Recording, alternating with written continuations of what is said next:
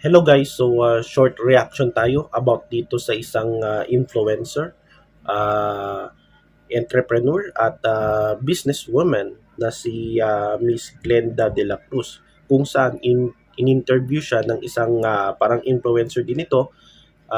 Nakita ko ito sa YouTube, no? Meron siyang programa, yung RDR Talks, kung saan in-interview itong si Miss Glenda. At basahin natin mula sa The Daily Netizen. Ewan ko, sa Facebook ata ito, no? VA at 12 years old. Ibig sabihin yung VA is virtual assistant. So, netizens doubt Glenda De La Cruz claim of 200k plus earnings. Sa bagong interview, sinabi ni Miss Glenda De La Cruz, owner at CEO of Brilliant Skin Essentials Incorporated. So, di ko gaano kilala itong si Miss Glenda. Nakita ko lang ito, no, sa social media. At mas kilala itong kanyang product, itong Brilliant Skin Essentials, kung saan puro mga cosmetics at saka yung whitening, no, sa mukha, no. Itong Brilliant Skin, very successful ito. Meron na ring mga artista na endorser ng ganito. Yung isa dyan na talagang tanyag dyan sa product nila as endorser, itong si Andrea Brillantes. Akala ko nga siya yung may-ari niyan no? Yung yung Brilliant Skins kasi sa product siya yung nasa mukha niyan no?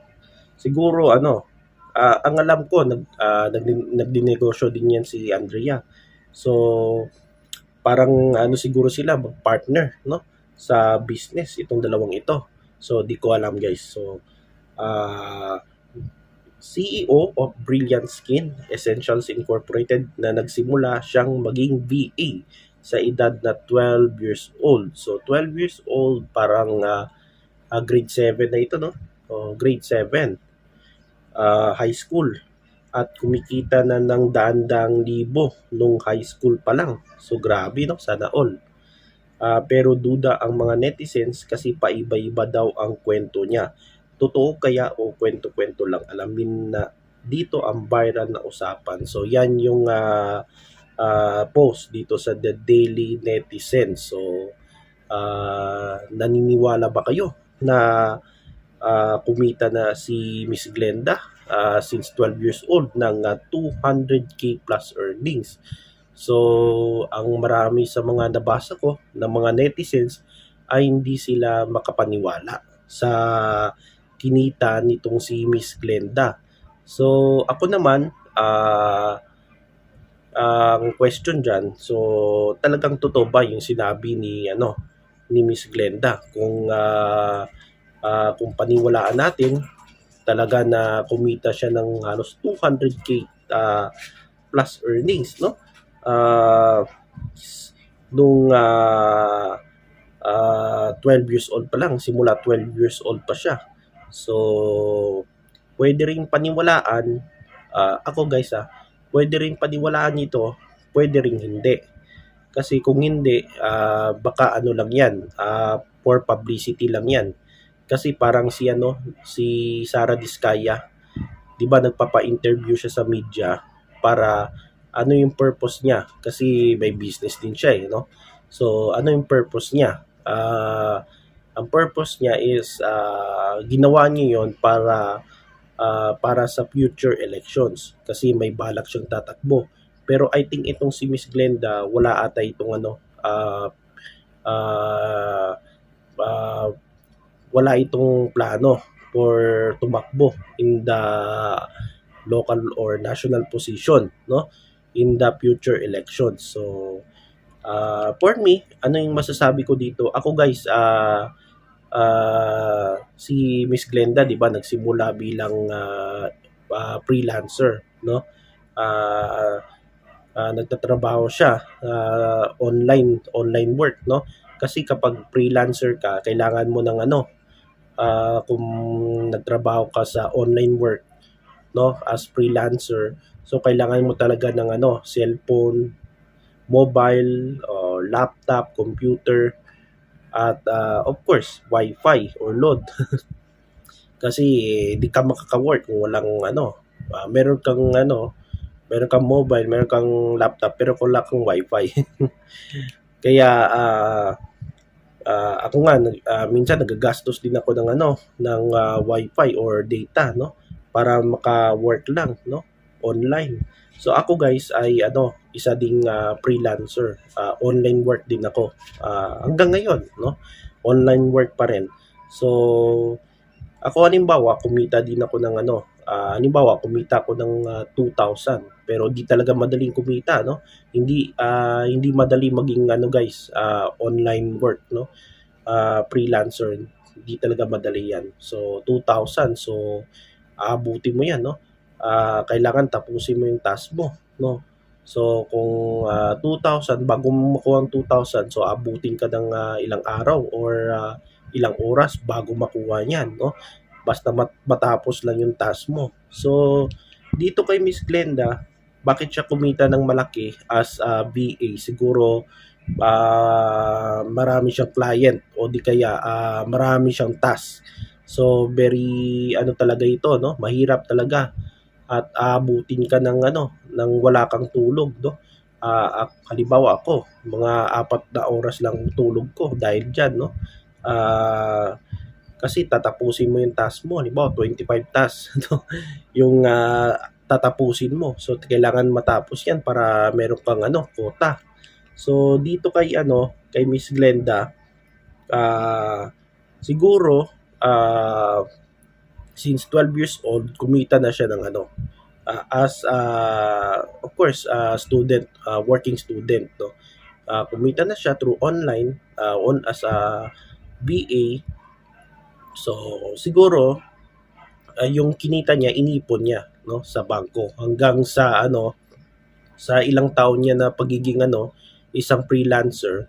So inipon niya tapos lumaki. So tapos nung nagkaplano na siguro 'yan na magka negosyo, siguro nag-invest 'yan. Tapos 'yun, nagnegosyo siya tapos hanggang sa nag-boom yung kanyang negosyo, yung mga cosmetics o mga sabon, no, whitening. So doon ay nag-boom yung kanyang business hanggang sa naging successful siya. So yan siguro yung kung paniwalaan mo yung kanyang storya. So dapat sana hindi na dapat ini-interview hindi na dapat 'di ba?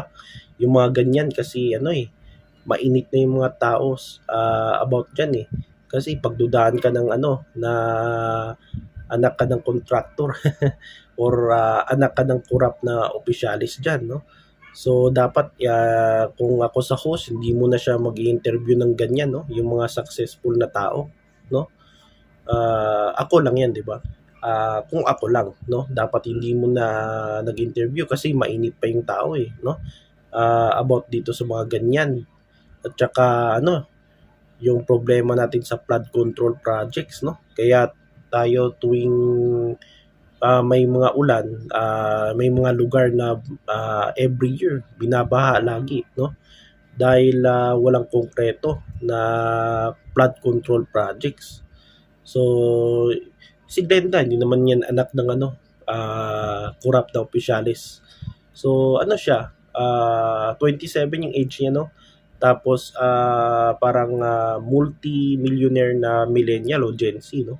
Or di kaya ewan ko, umabot na ba ng billion yan yung kita niya as bilang CEO. So I think umabot na yan ng ganyan.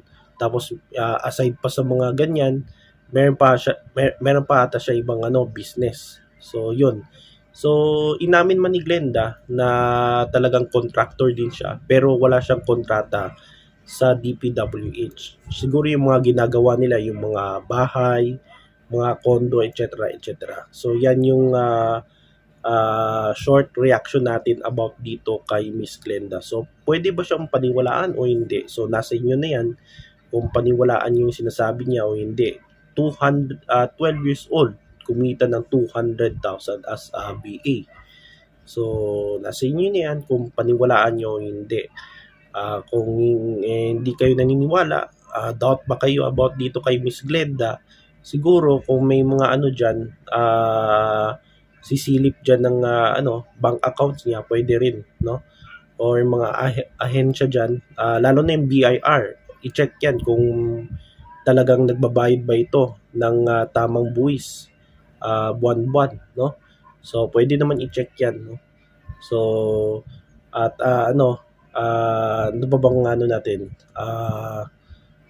Siguro dahil as ilang taon niyang kinita niyan, inipon niya. So at least dapat yung pera dapat pinaghihirapan 'yan, no? At malinis, pinaghirapan. Talagang pinaghirapan niya ng pinaghirapan mo 'yan. So 'yun ang ating short reaction about dito sa ating topic ngayon. So maraming salamat, kita-kits sa next video.